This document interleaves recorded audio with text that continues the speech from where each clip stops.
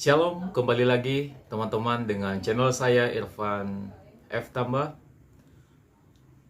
Teman-teman sangat setia untuk menantikan materi-materi atau bahan-bahan yang dapat saya presentasikan mengenai auditing 2. Baik, pada kesempatan kali ini teman-teman, saya akan membawakan presentasi dengan judul yaitu menerapkan analitik substantif prosedur untuk akun dalam inventaris dan siklus penggudangan. Jadi kita akan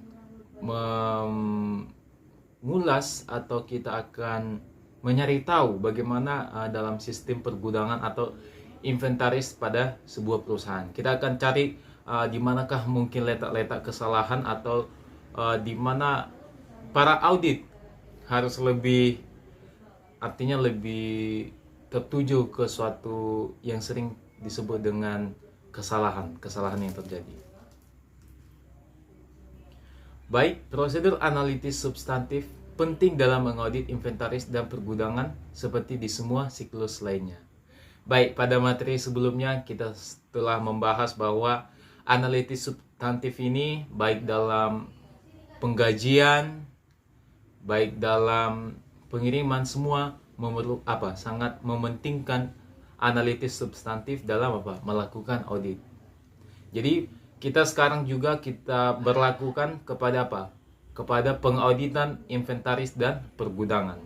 Nah, kita sudah pahami sebelumnya bahwa kecurangan itu bukan hanya terjadi pada pada keuangan saja, tetapi non keuangan seperti inventaris dan pergudangan. Nah, di sini juga bisa terjadi terjadi kesalahan-kesalahan atau kecurangan yang dimana audit bekerja untuk mencari apa yang menjadi kesalahan di inventaris atau pergudangan. Baik, kita telah membahas beberapa dari prosedur analisis tersebut seperti margin, kotor percentage dalam kaitannya dengan siklus lain. Selain melakukan prosedur analitis substantif yang meriksa hubungan saldo akun persediaan dengan akun laporan keuangan lainnya. Nah, tadi sudah saya terangkan. Baik, jadi ini adalah tabel bagaimana prosedur analitik dan kemungkinan misstatement-nya yang terjadi. Jadi, bandingkan percentage gross margin dengan tahun sebelumnya. Kemungkinan misstatement-nya yaitu overstatement atau understatement pada persediaan dan harga pokok penjualan. Kemudian dalam prosedur analitik kita lakukan bandingkan inventory turnover, yaitu dengan dengan mengurangkan putaran persediaan dikurang dengan harga pokok penjualan dibagi persediaan rata-rata dikurang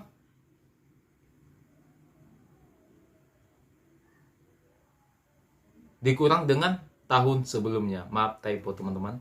Dan kemudian kemungkinan misstatement-nya yang terjadi yaitu keuangan persediaan, overstatement atau understatement pada persediaan. Kemudian prosedur analitik kemudian yaitu bandingkan unit cost dari persediaan dengan tahun sebelumnya, overstatement atau understatement pada unit cost persediaan.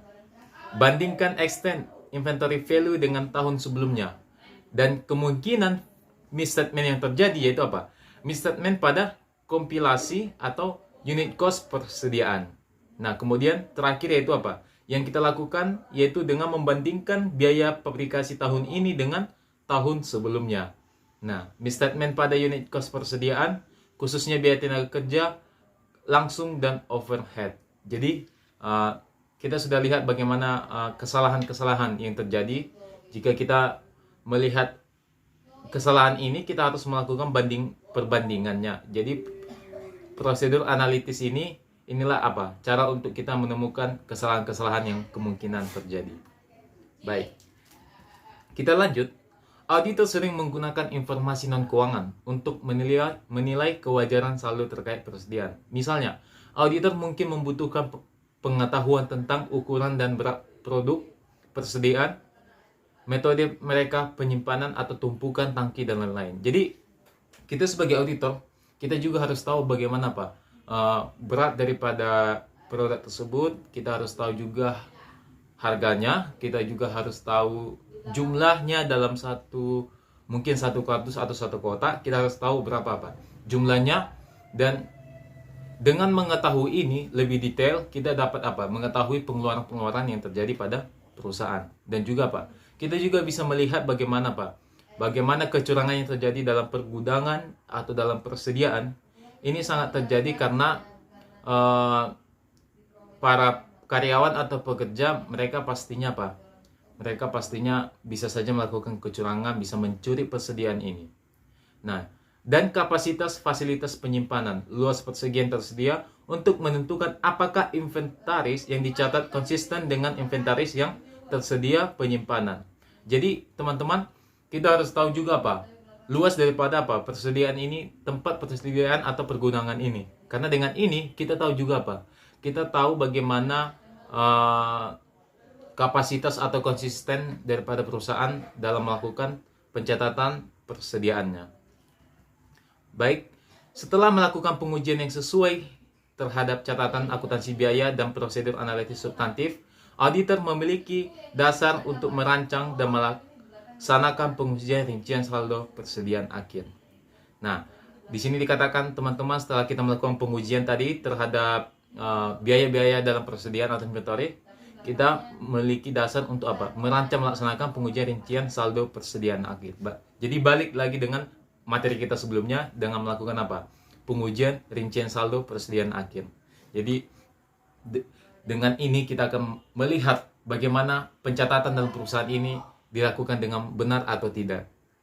Baik teman-teman, sampai di sini pelajaran atau materi yang bisa saya jelaskan mengenai auditing 2. Akhir kata saya ucapkan terima kasih, Tuhan berkati, salam sehat.